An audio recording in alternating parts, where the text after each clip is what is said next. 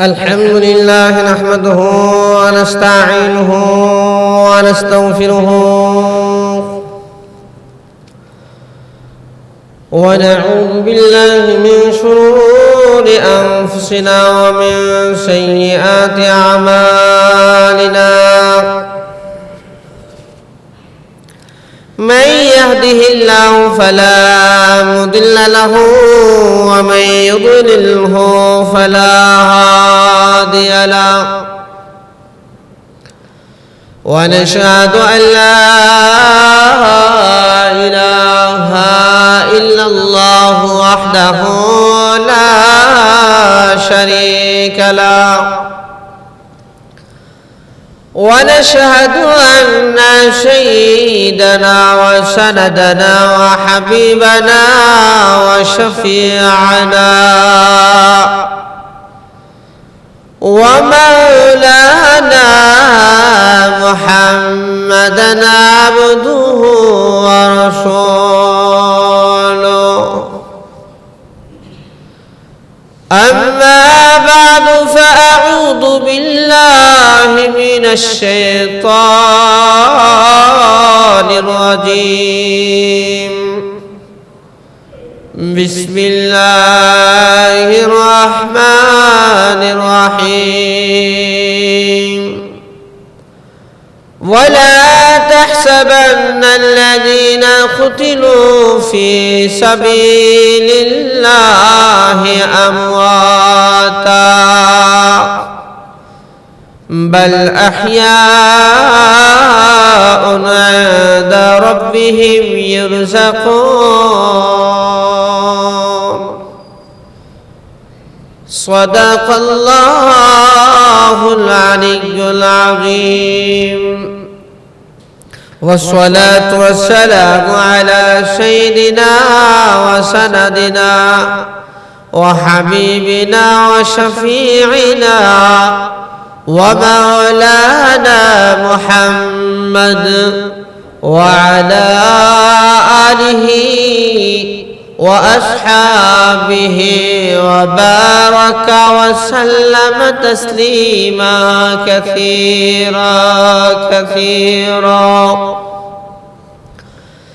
وقال عليه الصلاة والسلام: صيام يوم عاشوراء أحتسب على الله أن يكفر السنة التي قبله، أو كما قال عليه الصلاة والسلام.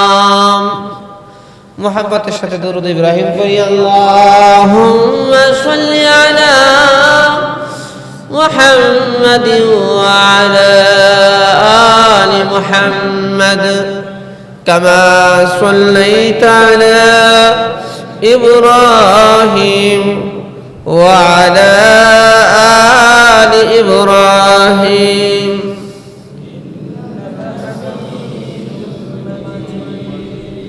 اللهم بارك على محمد وعلى آل محمد كما باركت على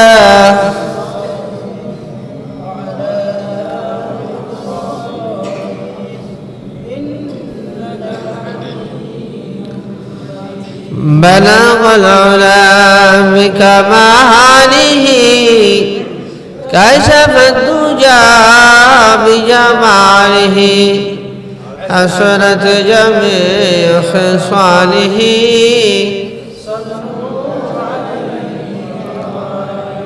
بلغ العلا بكماله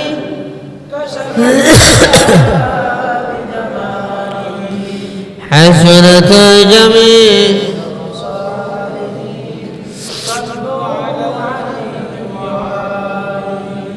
محمد आकर कफर को मिटाया, मोहम्मद ने आकर कफर को मिटाया, कुफ्र को मिटाकर सदाकत बताया, कुफ्र को मिटाकर सदाकत बताया। दिन की सूरज डूब रही है हम लोगों के सामने, दिन की सूरज डूब रही है हम लोगों के सामने। रोज़े महशर क्या जवाब है मुस्तफा के सामने। रोज़े महशर क्या जवाब है मुस्तफा के सामने। बातिल से दबने वाले, बातिल से दबने वाले, आया आसमान नहीं हम सबर कर चुका हो, इम्तिहा हमारा सबर कर चुका हो, इम्तिहा हमारा। কালিমাতু শুকর আদায় করছি আল্লাহ তাআলার দরবারে। আশুরার দিনে, জুমার দিনে মসজিদে আসার এবং বসার তৌফিক দিলেন। সবাই উচ্চ আওয়াজে বলি আলহামদুলিল্লাহ। এই দিন হলো মহান এক দিন, অনেক ফজিলতের দিন। আল্লাহ তাআলা আশুরার দিনে অনেক আশ্চর্য ঘটনা ঘটাইছে। আশুরার দিনেই আল্লাহ তাআলা দুনিয়া বানাইছে। আশুরার দিনেই আল্লাহ তাআলা আদম আলাইহিস সালাতু ওয়াস সালামের তওবা কবুল করছেন। এই দিনের গুরুত্বপূর্ণ একটা আমল হইল বেশি বেশি তওবা করা, আল্লাহ তাআলার কাছে মাফ চাওয়া, গুনাহ থেকে বাইসা থাকা, আল্লাহ তাআলার কাছে বেশি বেশি তওবা করা। এই দিনের, এই মাসের অনেক ফজিলত। এটা হলো মুহররম মাস। আরবি মাসের প্রথম মাস হলো মুহররম মাস। আর মুহররমের আশুরার দিনের শ্রেষ্ঠত্ব হলো সবচেয়ে বেশি। এই জন্য ভাই, এই আশুরার দিন অনেক মাহাত্ম্যপূর্ণ একটা দিন, গুরুত্বপূর্ণ একটা দিন। আল্লাহ তাআলা মুসা আলাইহিস সালাতু ওয়াস সালাম এবং তার উম্মতদেরকে এই দিনে ফেরাউনের কবল থেকে বাঁচাইছেন, হেফাজত করছেন। এই দিনে হযরত হুসাইন রাদিয়াল্লাহু তাআলা আনহুকে কারবালার প্রান্তরে নির্মমভাবে শহীদ করে দেওয়া হয়েছে। হুজুর সাল্লাল্লাহু আলাইহি ওয়াসাল্লামের আদরের নাতি এবং জান্নাতি যুবকদের সর্দার হুসাইন রাদিয়াল্লাহু তাআলা আনহু তাকে সপরিবারে নির্মমভাবে এই দিনে কারবালার প্রান্তরে এই 10 মুহররমে শহীদ করে দেওয়া হয়েছে। হুজুর সাল্লাল্লাহু আলাইহি ওয়াসাল্লাম বলছিলেন যে আমার পরে খেলাফতের যুগ থাকবে 30 বছর, এরপরে যা হবে তা হবে রাজত্বের ক্ষমতার লড়াই। নাউজুবিল্লাহ। তাই হয়েছে। হুজুর সাল্লাল্লাহু আলাইহি ওয়াসাল্লামের পরে হযরত আবু বকর রাদিয়াল্লাহু তাআলা আনহু 2 বছর 3 মাস 10 দিন খলিফা ছিলেন। এরপরে আবু বকর রাদিয়াল্লাহু তাআলা আনহুর ইন্তেকালের পরে হযরত উমর রাদিয়াল্লাহু তাআলা আনহু 10 বছর খলিফা ছিলেন। সুবহানাল্লাহ বলবেন না?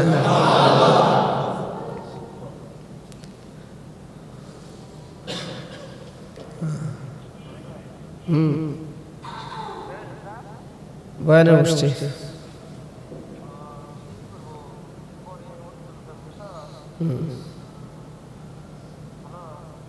ঠিক আছে।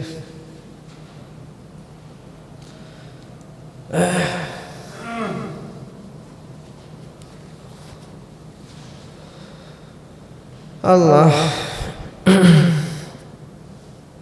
হুজুর সাল্লাল্লাহু আলাইহি ওয়াসাল্লামের পরে হযরত আবু বকর রাদিয়াল্লাহু তাআলা আনহু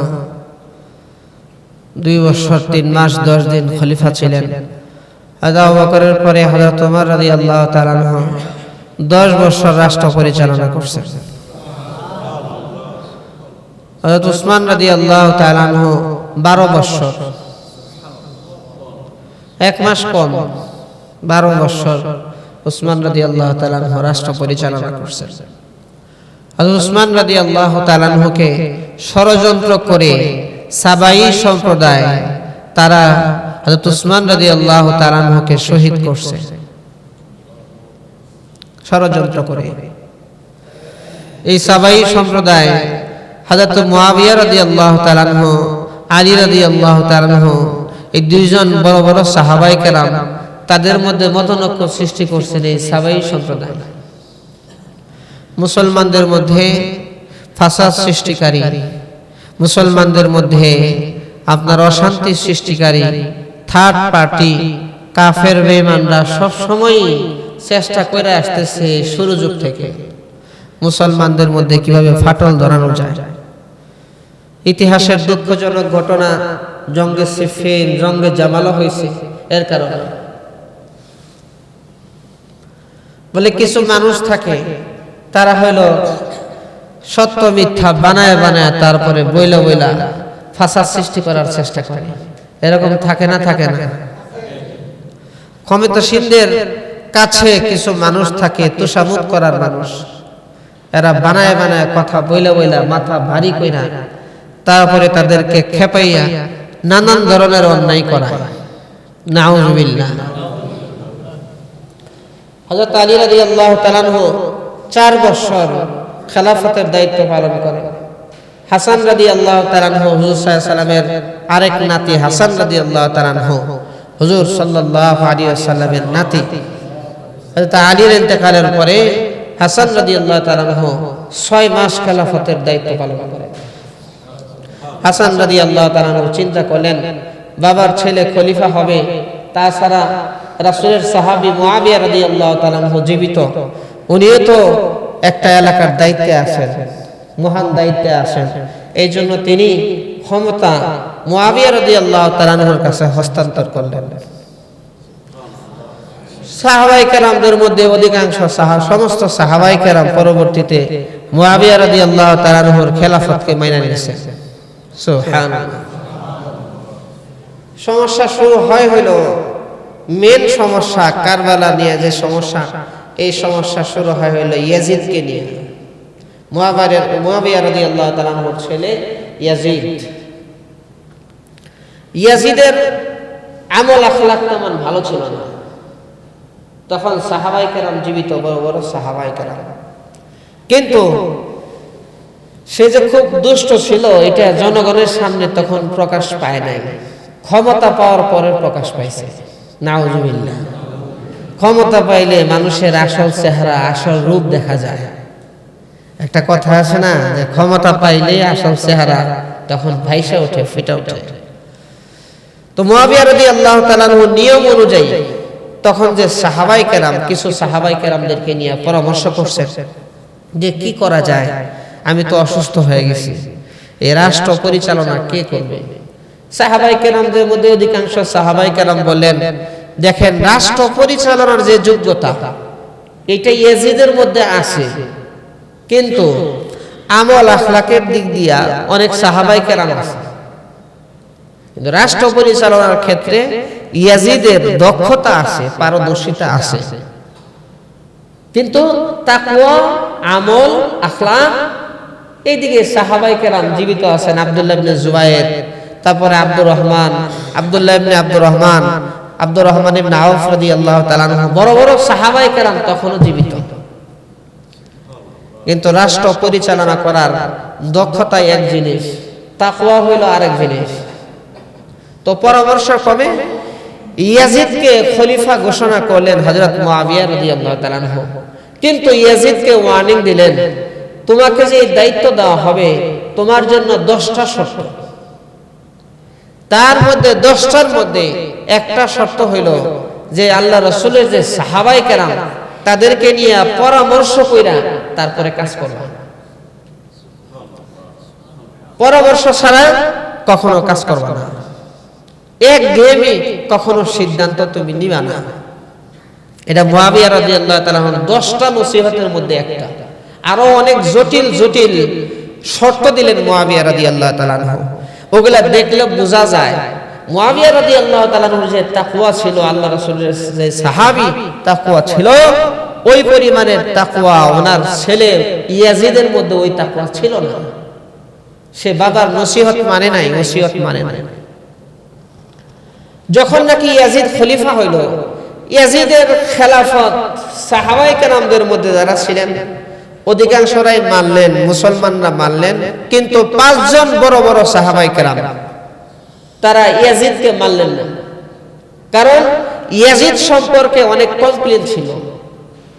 5 জন সাহাবীদের মধ্যে আব্দুল্লাহ ইবনে উমর রাদিয়াল্লাহু তাআলা আনহু, এরপরে আব্দুল্লাহ ইবনে আব্দুর রহমান রাদিয়াল্লাহু তাআলা আনহু, হুসাইন রাদিয়াল্লাহু তাআলা আনহু, আব্দুল্লাহ ইবনে জুবাইর রাদিয়াল্লাহু তাআলা আনহু, এই সমস্ত সাহাবায়ে কেরামের নাম হলো উল্লেখযোগ্য। তো ইয়াজিদ যখন খেলাফত পাইছে, খেলাফত দায়িত্ব যখন পাইছে, দায়িত্ব পাওয়ার পরে সবচেয়ে বড় ভুল যেটা করছে সেটা হলো, যারা আমার কাছে বায়াত হয় নাই, যারা আমাকে মাইনা দেয় নাই, তাদেরকে ধরো, জোর কইরা তাদেরকে আমার কাছে নতি স্বীকার করা। নাউজুবিল্লাহ। ক্ষমতা পাওয়ার পরেই সর্বপ্রথম বাবার যে উপদেশ, বাবার উপদেশ সে উপেক্ষা করছে। নাউজুবিল্লাহ। ইয়াজিদ মদিনার যিনি গভর্নর ছিলেন, তার কাছে সংবাদ দিল, আল্লাহ নবীর 5 জন সাহাবী যারা এখনো পর্যন্ত বায়াত হয় নাই, তাদেরকে বায়াত গ্রহণ করার জন্য চাপ সৃষ্টি করো। ইবনে উতবা রাহমাতুল্লাহি আলাইহি মদিনার গভর্নর ছিলেন, তিনি বারবার বলতে লাগলেন, ইয়াজিদ হইল ঘাড়তেরা, সে হইল একটু উগ্র টাইপের, এখন কি করা যায়, কেমনে কি করা যায়?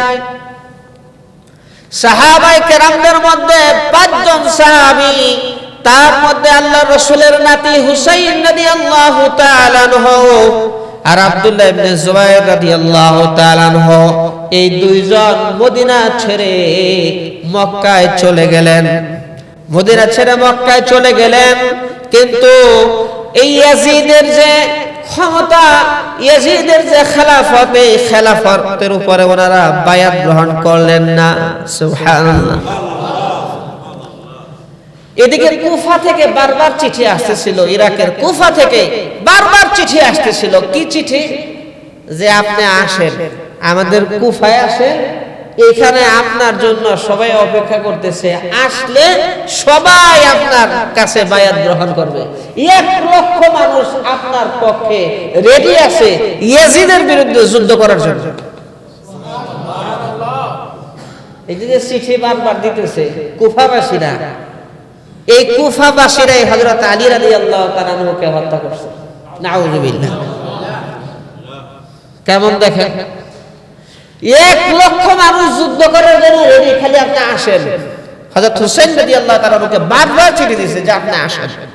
আর সাহাবায়ে কেরাম যারা, এরা যখন চিঠি দেখছে, এরা বারবার বলছেন যে আপনি কিন্তু বলেও কুফায় যাওয়ার চেষ্টা করেন না। এরা কিন্তু এদের চেহারা আগেও দেখাইছে, আপনার বাবা কিন্তু এদের ষড়যন্ত্রের শিকার, আপনি এখানে যান না। কারণ এরা কথা বলে একটা, কাজ করে আর একটা। এরা হলো মুনাফিক মার্কা। এরা কি মার্কা? মুনাফিক মার্কা। আপনি মক্কায় যান, মক্কা থেকে আপনি কুফায় যান। যখন মক্কায় গেলেন, হুসাইন রাদিয়াল্লাহু তাআলা আনহু, আল্লাহ রাসূলের ভবিষ্যৎবাণী তো সত্য হবে, হুজুর সাল্লাল্লাহু আলাইহি ওয়াসাল্লামের ভবিষ্যৎবাণী সত্য হবে। আল্লাহর রাসূলের জবানে হুসাইন রাদিয়াল্লাহু তাআলা আনহুর কথা শহীদ হিসেবে উচ্চারণ হয়েছে। শহীদ তো হবেন কোনো না কোনো ভাবে, কুফায় তো যাবে, কোনো না কোনো ভাবে তো কুফার দিকে রওনা হবে। উনি যখন মক্কায় ছিলেন, এদিকে ইয়াজিদের বিরুদ্ধে প্রচুর পরিমাণে কমপ্লেইন আসা হইল যে উনি নামাজ ঠিকমতো পড়ে না, উনি মদ পান করে, উনি নারীবাজি করে, এরকম নানান ধরনের অভিযোগ। আর কুফাবাসীরা ওনাকে মেনে নিতেছে না।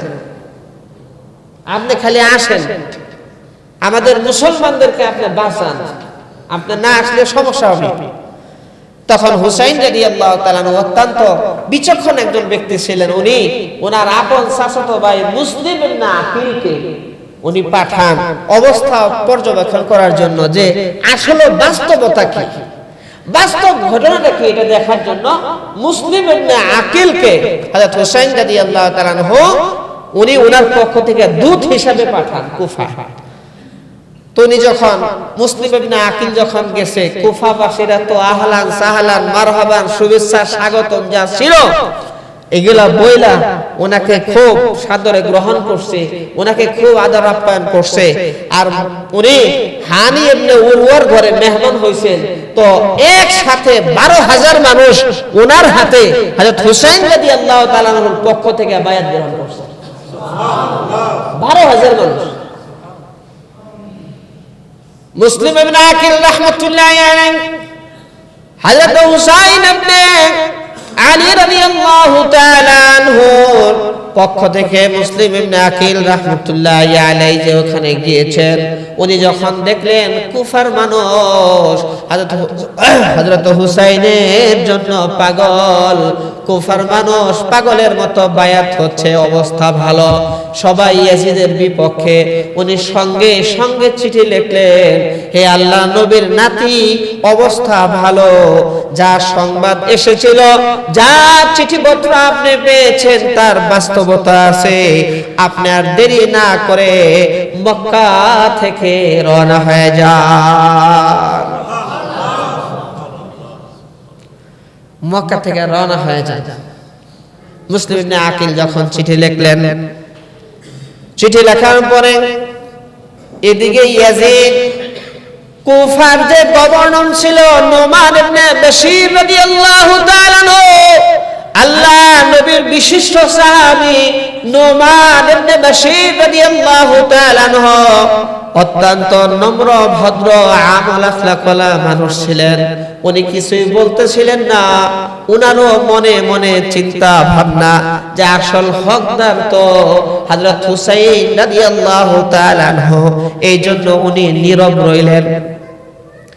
ইয়াজিদের কাছে যখন সংবাদ গেল নুমান ইবনে বাশীর রাদিয়াল্লাহু তাআলা আনহু নীরব, সঙ্গে সঙ্গে বসরার গভর্নর উবাইদুল্লাহ ইবনে জিয়াদ, সে ছিল উগ্র টাইপের, হট মেজাজ গরম।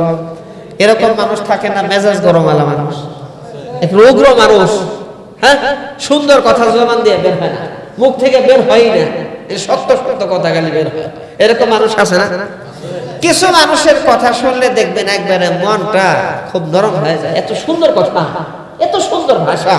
আবার কিছু মানুষ আছে দেখবেন ভালো কথা কইলেও খারাপ লাগে, কথা যে বলতেছে মনে হয় যে ঝগড়া করতেছে, আছে না নাই? হ্যাঁ, এরকম আছে। এই জন্য দেখেন, এই যে উবাইদুল্লাহ ইবনে জিয়াদ, সে ছিল বসরার গভর্নর, সে ছিল কট্টরপন্থী, সে ছিল উগ্র। তাকে করছে কি ইয়াজিদ?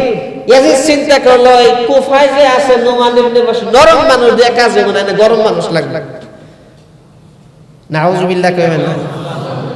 এই জন্য সে বসরাত থেকে কুফার গভর্নর বানাইছে উবাইদুল্লাহ ইবনে জিয়াদকে। উবাইদুল্লাহ ইবনে জিয়াদ কুফার গভর্নর হওয়ার পরে ওই যে মুসলিম ইবনে আকিল রাহমাতুল্লাহি আলাইহি হুসাইন রাদিয়াল্লাহু তাআলার পক্ষ থেকে যে প্রতিনিধি করে, যেখানে পাইবা সেখানে গ্রেফতার করবা, যেখানে পাইবা সেখানে গ্রেফতার করবা। উনি তো উরওয়া ইবনে হানির ঘরে, এদিকে উরওয়া ইবনে হানির ঘরে অভিযান চালায় মুসলিম ইবনে আকিলকে না পেয়ে উরওয়া ইবনে হানিকে ধরে লইছে, গভর্নর হাউসে ধরে লইছে। মুসলিম ইবনে আকিল কোথায়, কোন জায়গায় বল? হযরত মুসলিম ইবনে আকিল রাহমাতুল্লাহি আলাইহি 4000 কুফাবাসীদেরকে নিয়ে 4000 কুফাবাসীদেরকে নিয়ে গভর্নর হাউসের দিকে রওনা হয়ে গেলেন আপনার এই উরওয়া ইবনে হানিকে উদ্ধার করার জন্য। 4000 সেনাবাহিনী নিয়ে রওনা হয়ে গেলেন। দেখেন এগুলা সব ছিল হলো কুফার মানুষ, 4000 মানুষ, তারা কুফার মানুষ ছিল। তাদেরকে নিয়ে যখন রওনা হয়ে গেছে কিছু দূর যাওয়ার পরে পিছন দিকে তাকায় দেখে একটাও নাই। গেছে 4000, কিছু দূর যাওয়ার পরে আস্তে আস্তে ভাগতে ভাগতে ভাগতে ভাগতে সব ভাগছে। নাউজুবিল্লাহ। আসল ঘটনা এটা যে এই কুফার যে মানুষগুলো, এই যে শিয়া, এরা হলো বাটপার। জোরে কন্যা নাউজুবিল্লাহ। এরা খুব মহব্বত, খুব ভালোবাসা। দেখবেন হাই হোসেন করতে করতে একদম শরীর রক্তাক্ত করে ফেলছে। খুব ভালোবাসা, মহব্বত, বেশি ভালোবাসা, বেশি অতিরিক্ত কোনো কিছু ভালো না। অতিরিক্ত ভালোবাসা দেখাইতে গিয়া হুসাইন রাদিয়াল্লাহু তাআলা কে ওখানে সংবাদ দিয়া তারপরে এরাই তাকে শহীদ করছে। নাউজুবিল্লাহ বলেন না। 4000 মানুষ সাথে গেল, একটা মানুষও পিছনে থাকলো না। মুসলিম ইবনে আকিলের পিছনে নাই। অবশেষে মুসলিম ইবনে আকিলকে গ্রেফতার করলো উবাইদুল্লাহ ইবনে জিয়াদ। গ্রেফতার করার পরে গভর্নর হাউসের উপরে ছাদে নিয়েছে।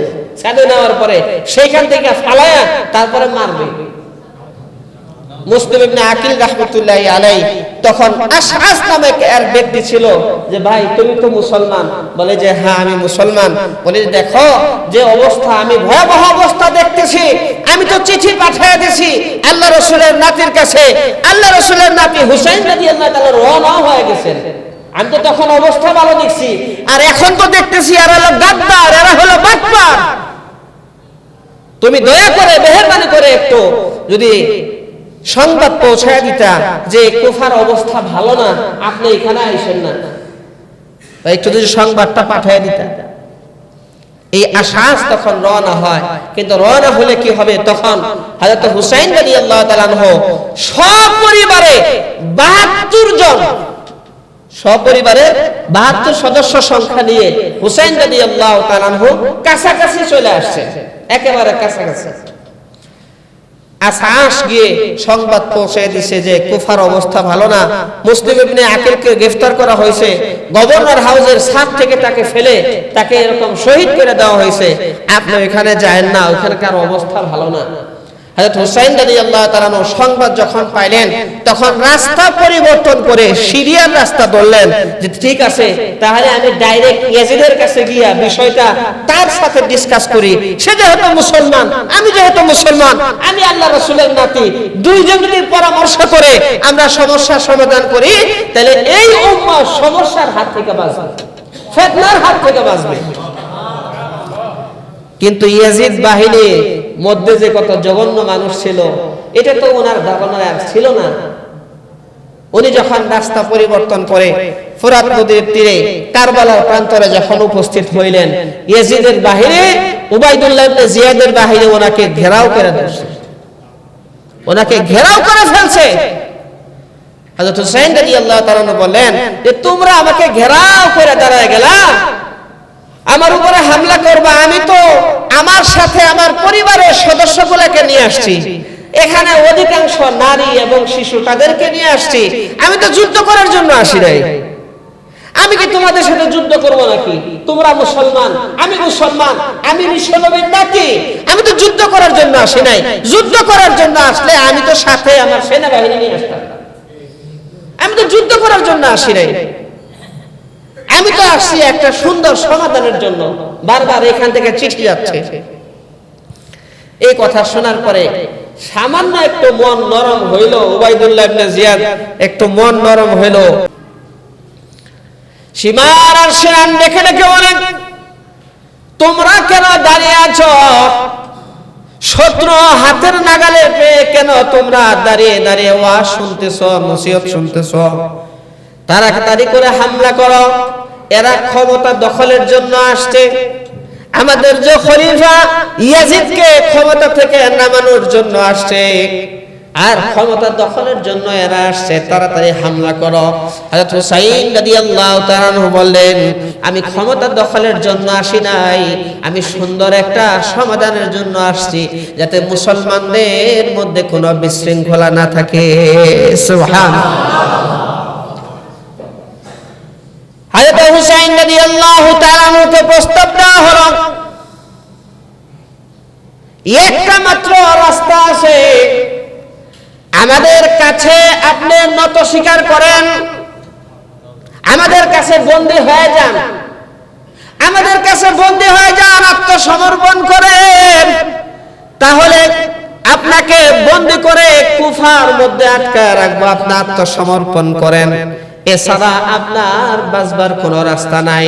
হযরত হুসাইন রাদিয়াল্লাহু তাআলা হুঙ্কার মেরে বললেন, দেখো আমি আল্লাহর নবীর নাতি, আমি তোমাদের সামনে মাথা নত করব, আমি তো কোনো অন্যায় করার জন্য আসি নাই, আমি আমার জীবন রক্ষার জন্য তোমাদের সামনে আত্মসমর্পণ করব, এটা হবে না, এটা হবে না।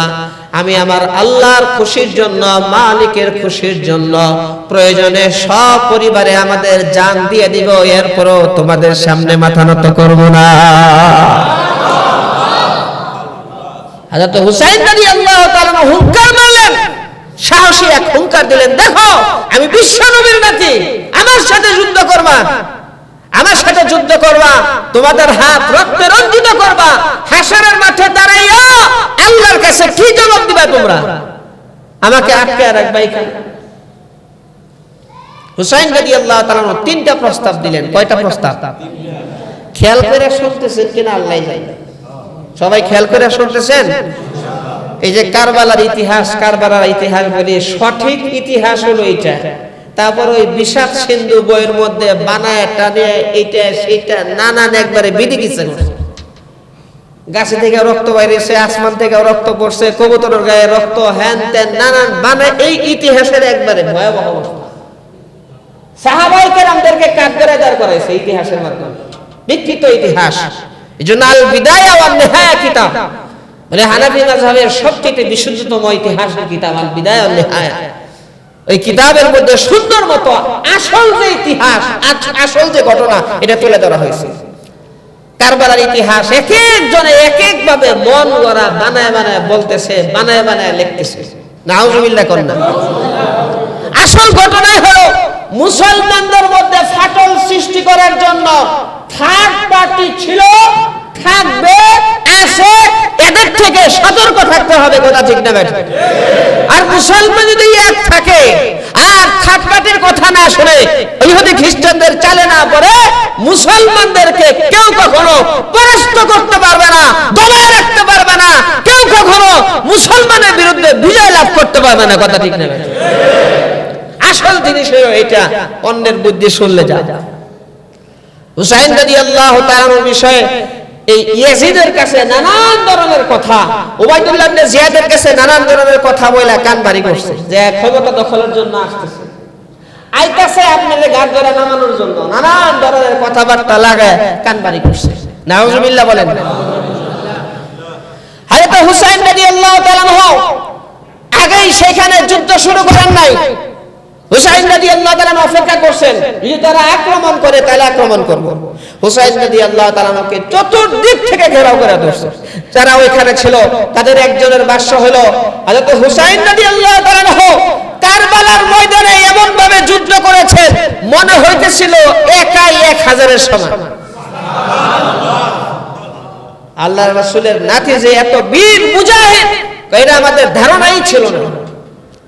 কিন্তু একের পর এক আল্লাহর রাসূলের এই নাতি হুসাইন রাদিয়াল্লাহু তাআলা ওনার যে পরিবারের সদস্যরা একের পর এক শহীদ হয়েছে। শিশু বাচ্চাকেও তারা ছাড় দেয় নাই, শিশু বাচ্চাকে তারা ছাড় দেয় নাই। নারীদেরকে শহীদ করে দেওয়া হয়েছে, বাচ্চাদেরকে শহীদ করে দেওয়া হয়েছে। হুসাইন রাদিয়াল্লাহু তাআলা যুদ্ধ করতেছিলেন, কেউ বাকি ছিল না, একমাত্র হুসাইন রাদিয়াল্লাহু তাআলা ছিলেন। ইতিহাসের বড়তম এক কঠিন ঘটনা হইল কারবালার ঘটনা, কারবালার ইতিহাস। যে আপনার যেখানে খলিফা ছিল মুসলমান খলিফার নেতৃত্বে এরকম একটা ঘটনা, এটা ইতিহাসের জঘন্যতম একটা ভয়াবহ, খুব হৃদয় বিদারক ঘটনা। আল্লাহ রাসূলের নাতি হুসাইন রাদিয়াল্লাহু তাআলা আনহুকে কারবালার ময়দানে শহীদ করা, এটা চারটাখানি কথা না। হযরত হুসাইন রাদিয়াল্লাহু তাআলা যুদ্ধ করতেছিলেন, যুদ্ধ করতে করতে এক পর্যায়ে দেখলেন ওনার পরিবারের সবাইকে দুনিয়ার জমিন থেকে বিদায় করে দেওয়া হয়েছে। হুসাইন রাদিয়াল্লাহু তাআলা ক্লান্ত হয়ে গেলেন, এক পর্যায়ে বসে পড়লেন। ঐতিহাসিকরা লিখেছেন ওই দিন ফজরের নামাজের ইমামতি হযরত হুসাইন রাদিয়াল্লাহু তাআলা আনহু করেছিলেন, আর ওনার ইমামতি, ওনার পিছনে ইয়াজিদের বাহিনীর কিছু মানুষও সেইখানে ইমামতিতে ফজরের নামাজ আদায় করেছিল। ইয়াজিদ বাহিনীর কিছু সদস্য আবার হুসাইন রাদিয়াল্লাহু তাআলার পিছনে ফজরের নামাজে পড়ছে, আর তারা হুসাইন রাদিয়াল্লাহু তাআলার বিরুদ্ধে যুদ্ধ করছে। দেখেন কত ভয়ঙ্কর ইতিহাস। হুসাইন রাদিয়াল্লাহু তাআলা যখন বসে আছেন, কেউ হুসাইন রাদিয়াল্লাহু তাআলার কাছে যাওয়ার সাহস করতেছে না। কেউ চাইতেছিল না যে আমার তরবারি আল্লাহ রাসূলের নাতির রক্তে রঞ্জিত হোক, এটা কেউ চাইতেছিল না, কেউ না। কেউ সামনে আগায় যায় না, রাসূলের নাতির গায়ে আঘাত করবে, কেউ সামনে আগায় যায় না। এদিকে সবাই শহীদ হয়ে গেছে। ওই যে সিমার আর সিনান, এই দুইজন, এই দুইজন ব্যক্তি বলতেছিল তোমরা কেন দাঁড়িয়ে আছো, এখনো পর্যন্ত তার গায়ে আঘাত করতেছো না। ওই সিমার আর সিনান দুইজনের একজন বর্ষা দিয়ে সর্বপ্রথমে হুসাইন রাদিয়াল্লাহু তাআলার গায়ে আঘাত করে, আরেকজনের তরবারি দিয়ে আল্লাহ রাসূলের নাতির মাথাকে আলাদা করে জোরে চিৎকার দিয়ে কোন নাউজুবিল্লাহ, মাথা আলাদা করে ফেলে। বিশ্বনবীর নাতির মাথা আলাদা করছে, মাথা আলাদা করে প্লেটের মধ্যে নিয়ে উবাইদুল্লাহ ইবনে জিয়াদের সামনে নিয়ে গেছে। মাথাটা আলাদা করে তারপরে আপনার এই উবাইদুল্লাহ ইবনে জিয়াদের সামনে নিছে। উবাইদুল্লাহ ইবনে জিয়াদ লাঠি দিয়া ঠোঁটের মধ্যে গোতা দিতেছে। একজনে বলতেছিল, আরে কোন ঠোঁটের মধ্যে গোতা দেয় শয়তানের দলেরা, এই ঠোঁটে তো বিশ্বনবী সাল্লাল্লাহু আলাইহি সাল্লাম অসংখ্য অগণিত বার চুম্বন করেছে। কার মাথা তোরা আলাদা করছস, কার মাথা আলাদা করছস? বিশ্বনবীর সেই আদরের নাতি হুসাইন রাদিয়াল্লাহু তাআলার মাথা আলাদা করছস তোরা। হাসরের মাঠে কি জবাব দিবি রে তোরা?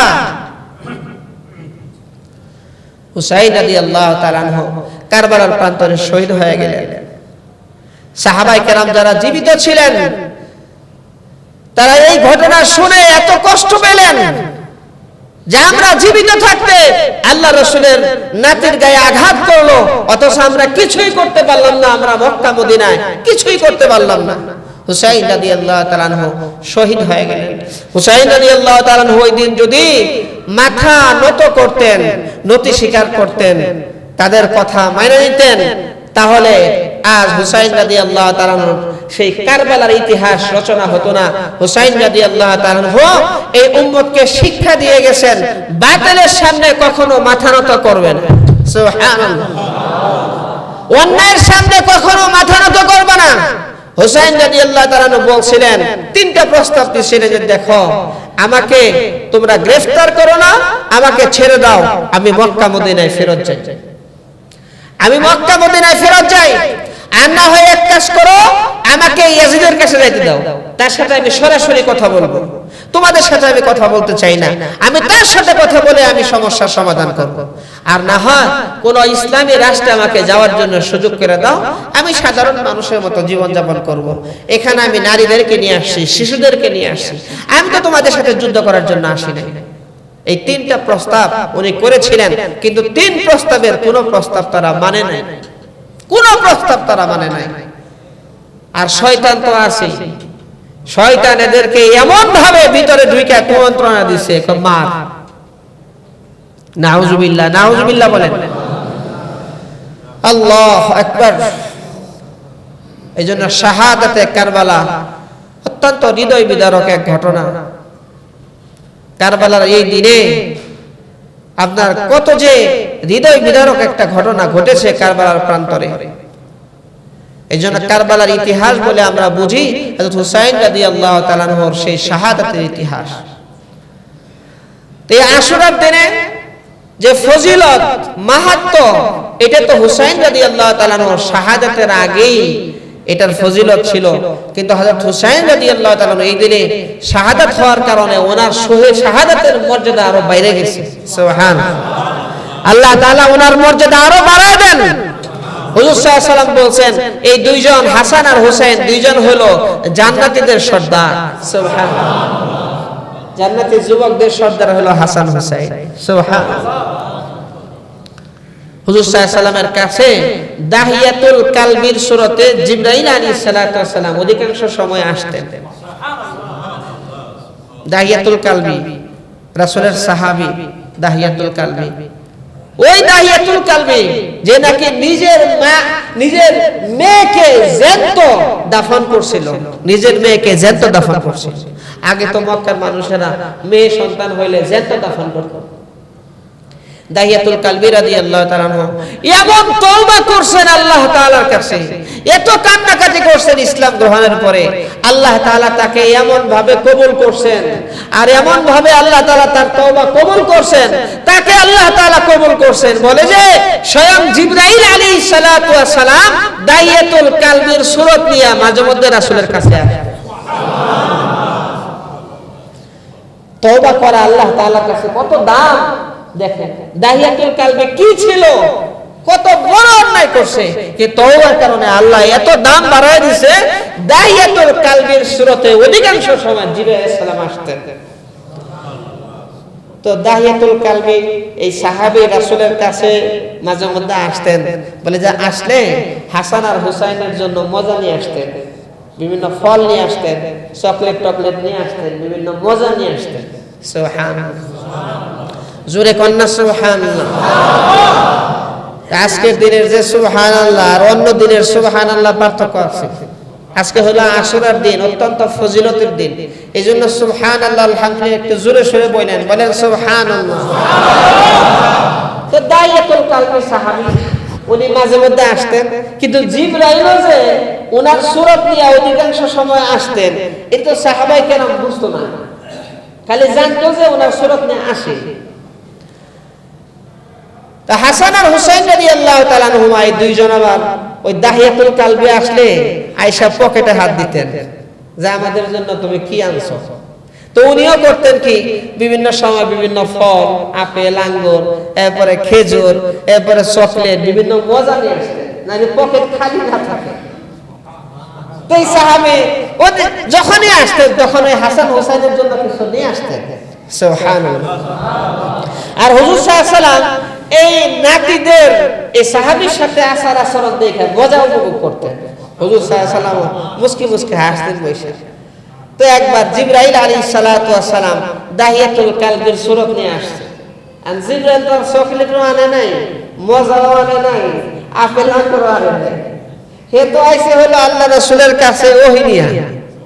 তো যখনই আসছে দেখে ওই যে হাসান আর হুসাইন দুইজনে চিন্তা করতে, এই রাসূলের ওই সাহাবী আইছে যে নাকি মজা নিয়ে আসে, আয়েশা হাতাইতেছে, এই আমাদের জন্য কি আনছো তুমি, আচ্ছা কি নিয়ে আসছো। আর জিবরাইল আলাইহিস সালাতু ওয়াস সালামের পকেটে হাত দিতে যায়, জিবরাইল আলাইহিস সালাতু ওয়াস সালামের নড়াচড়া করে। তো হুজুর সাল্লাল্লাহু আলাইহি সাল্লাম বলেন, এই নড়াচড়া করো কে, কই আর রাসূলের পকেটে হাত দেখে, কয় কি আরে দাহিয়াতুল কালবি আসলে মজা টজা নিয়ে আসে, এই জন্য পকেটে হাত দিতেছে। কয় ইয়া রাসূলুল্লাহ আমি কি করি, কয় তোমার লাগি তো সহজ, তুমি জান্নাত থেকে ফল লয়ে আহ। কয় আমি এখন যামু আমু এখন আর তো দে এত বসা আমি। আল্লাহ সুবহানাহু ওয়া তাআলা বলেন, জিবরাইল তুই পকেটে হাত দে, আমি আল্লাহ অটোমেটিক তোর পকেটে আঙ্গুর ঢুকাই দিছি। জিবরাইল আলাইহিস সালাম পকেটে হাত দিয়ে দেখে আঙ্গুরের জুপা। আল্লাহ তাআলার কাছে এই ঘটনা সাংঘাতিক ভালো লাগলো। আল্লাহ তাআলা আল্লাহর হুকুমে জিবরাইলের পকেটে জান্নাত থেকে আঙ্গুর, তারা আঙ্গুর নিয়ে হুসাইন রাদিয়াল্লাহু তাআলা হাসান রাদিয়াল্লাহু তাআলা দুইজনে নিয়ে খাইতেছে, আবার একটা করে দাহিয়াতুল কালবিকে দেয়।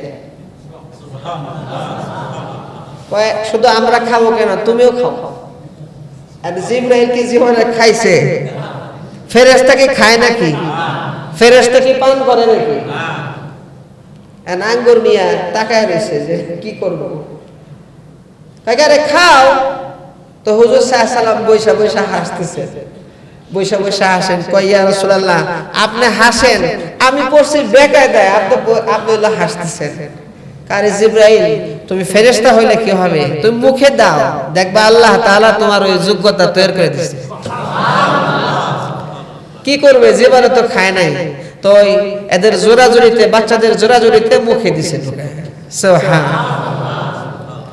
তো এই যে বলতেছিলাম হুজুর সাল্লাল্লাহু আলাইহি ওয়াসাল্লাম এই যে নাতি দুইজন হাসান আর হুসাইন রাদিয়াল্লাহু আনহুমা জান্নাতে পুরুষদের বলে যে যুবকদের সর্দার হলো এই দুইজন। হাসান রাদিয়াল্লাহু তাআলা আনহু উনিও শহীদ হয়েছেন, হুসাইন রাদিয়াল্লাহু তাআলা আনহু শহীদ হয়েছেন। সাহাবায়ে কেরাম আল্লাহর জন্য আল্লাহর দ্বীনের জন্য কত কষ্ট করছেন, কত কুরবানি করছেন, ইসলামের জন্য শহীদ হয়েছেন। বলে যে কাফের বেঈমানদের কত ষড়যন্ত্রের শিকার হয়েছে, এরপরও ওনারা হকের পথ থেকে, ঈমানের পথ থেকে, আমলের পথ থেকে বিন্দু পরিমাণ ওনাদের নড়চড় হয় না। সুবহানাল্লাহ। এই জন্য ভাই এই দ্বীন, এই ইসলাম অনেক কষ্ট করে সাহাবায়ে কেরাম রেখেছে। হুজুর সাল্লাল্লাহু আলাইহি ওয়াসাল্লাম অনেক কষ্ট করছেন। আমাদেরকে ওই দিন আঁকড়ে ধরতে হবে। আমরা তো ঠিক মতো নামাজই পড়তে পারি না, অনেকে আছে ঠিক মতো নামাজই পড়ে না। অথবা ঈমান আনার পরে সবচেয়ে গুরুত্বপূর্ণ বিষয় হলো নামাজ। বলে যে নামাজ হলো আসসালাতু ইমাদুদ্দিন, নামাজ হলো ধর্মের খুঁটি, ধর্মের স্তম্ভ। মান আকামাহা ফাকাদ আকামাদ্দিন, যে ব্যক্তি এই নামাজ কায়েম করলো সে যেন দ্বীনের খুঁটিকে আপনার স্থাপন করলো। আর যে ব্যক্তি ওমান হাদামাহা, নামাজ যে ধ্বংস করলো সে যেন পুরো দ্বীনকেই ধ্বংস করে দিল। এই জন্য ভাই এই নামাজ যাতে কোনোভাবে না ছুটে, নামাজ যাতে কোনোভাবে না ছুটে, নামাজ যারা ঠিকঠাক মতো পড়বে আল্লাহ তাআলা তাদের রুজি রোজগারের জিম্মাদারি নিজের হাতে নিয়ে নেন। আল্লাহ তাআলা কবরের আযাব থেকে বাঁচায় দেন। হাসরের মাঠে ডান হাতে আমলনামা আল্লাহ তাআলা দিবেন, পুলসিরাতের রাস্তা বিজলির আকারে পার করে দিবেন আল্লাহ তাআলা, বিনা হিসাবে আল্লাহ তাআলা জান্নাত দিবেন। নামাজ যে না পড়বে 15 প্রকারের শাস্তি তার হবে, 15 প্রকারের শাস্তি। জোরে কন্যা নাউজুবিল্লাহ। এই জন্য ভাই নামাজটা ঠিক মতো পড়ি ইনশাআল্লাহ। আর আজকে আশুরার দিন, আজকে অত্যন্ত ফজিলতের দিন, গুরুত্বপূর্ণ একটা দিন। আমরা অনেকে রোজা রাখছি আজকে আলহামদুলিল্লাহ। আশুরার দিনে রোজা বলে যে 1 বছরের গুনাহ আল্লাহ মাফ করে দেন। আজকে আশুরার দিন, আজকে দান সদকা এগুলোরও গুরুত্ব ফজিলত অনেক বেশি।